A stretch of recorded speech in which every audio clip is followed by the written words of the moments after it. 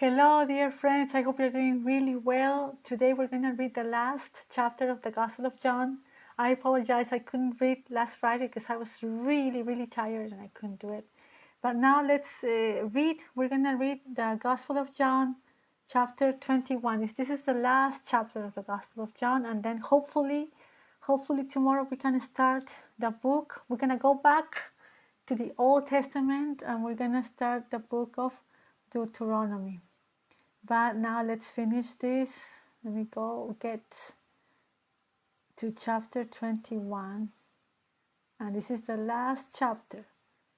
It's like it's the only gospel that has something else besides the resurrection. It's an epilogue, like a conclusion, It's just, let's read. Okay, after these things, Jesus manifested himself again to the disciples at the Sea of Tiberias. And he manifested himself in this way. Simon Peter and Thomas called Didymus and Nathanael of Cana in Galilee and the sons of Zebedee and two others of his disciples were together. Simon Peter said to them, I am going fishing. They said to him, we will also come with you. They went out and got into the boat, and that night they caught nothing. But when the day was now breaking, Jesus stood on the beach, yet the disciples did not know that it was Jesus. So Jesus said to them, Children, you do not have any fish, do you? They answered him, No. And he said to them, Cast the net on the right-hand side of the boat, and you will find a catch. So they cast, and then they were not able to haul it in because of the great number of fish. Therefore that disciple whom Jesus loved said to Peter, It is the Lord.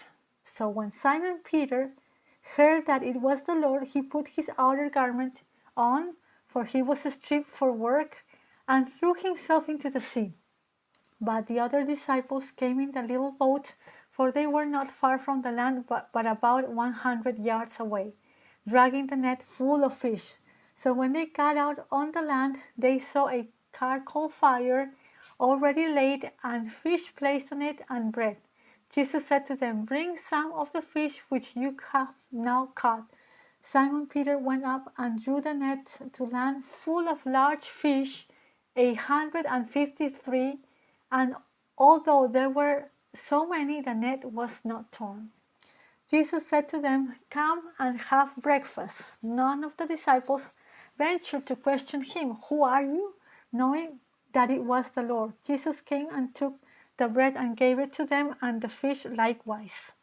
This is now the third time that Jesus was manifested to the disciples after he was raised from the dead. So when they had finished breakfast, Jesus said to Simon Peter, Simon, son of John, do you love me more than this? He said to him, Yes, Lord, you know that I love you. He said to him, Tend my lambs. He said to him again a second time, Simon, son of John, do you love me?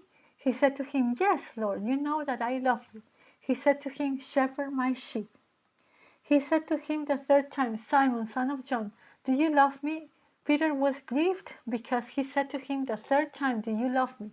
And he said to him, Lord, you know all things. You know that I love you. Jesus said to him, Tend my sheep. Truly, truly, I say to you, when you were younger, you used to gird yourself and walk wherever you wished.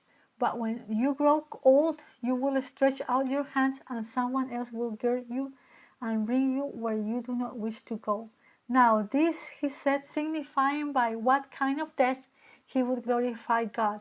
And when he had spoken this, he said to him, Follow me. Peter, turning around, saw the disciple whom Jesus loved following them, the one who also had leaned back on his bosom at the supper, and said, Lord, who is the one who betrays you?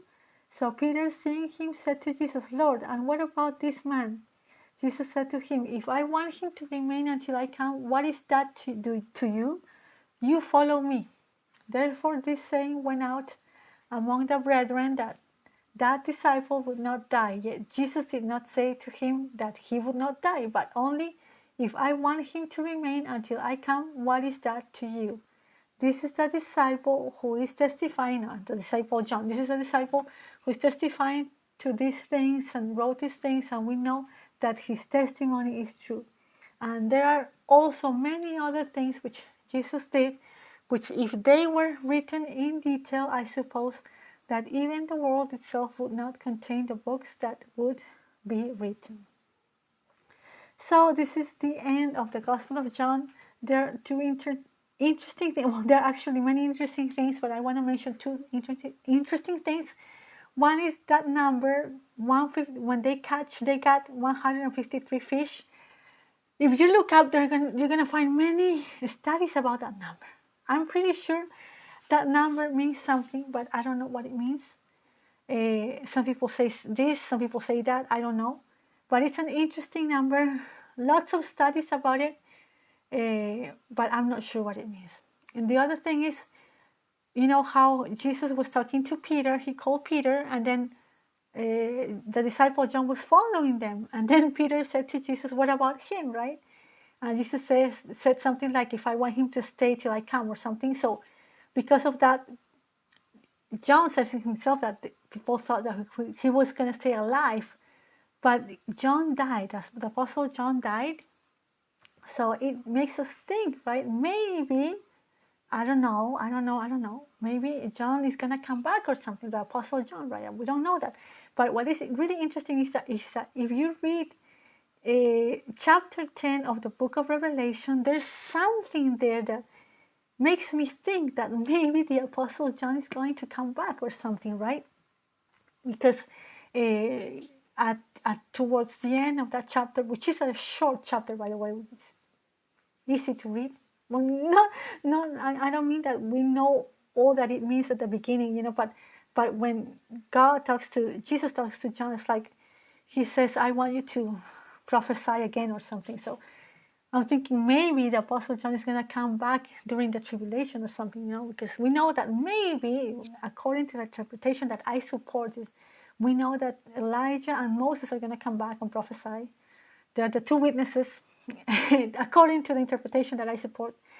And maybe them and also the Apostle John is going to come back. I don't know. It's possible, right? There's nothing impossible for God. So those things are going to be interesting, but in no way I do not want to be here during that period of time, the tribulation. I don't want to be here. God is going to take us. If we have received his salvation, he's going to take us with him, because those days in the tribulation, they're going to be horrible. I mean, horrible is little. It's horrible multiplied to the horrible degree. It's horrific.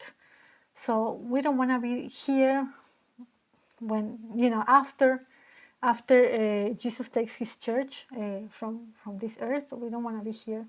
Of course, in that time, difficult time, people are going to convert to Jesus. They're going to receive his salvation, but it's going to be so horrible here on earth. So yeah, we don't want to be here. We want to receive his salvation now, be faithful to him, to Jesus Christ, and then, you know, he'll take us with him in the rapture. Whenever that happens, I don't know what's going to happen. I know the day is near, but I don't know when it's going to happen. So anyways, we finished the Gospel of John. Tomorrow, hopefully, we'll start the book. We're going to go back to the Old Testament and go back to the book of Deuteronomy, which is a great, great book. So we're going to start that tomorrow, hopefully. So take care and bye-bye.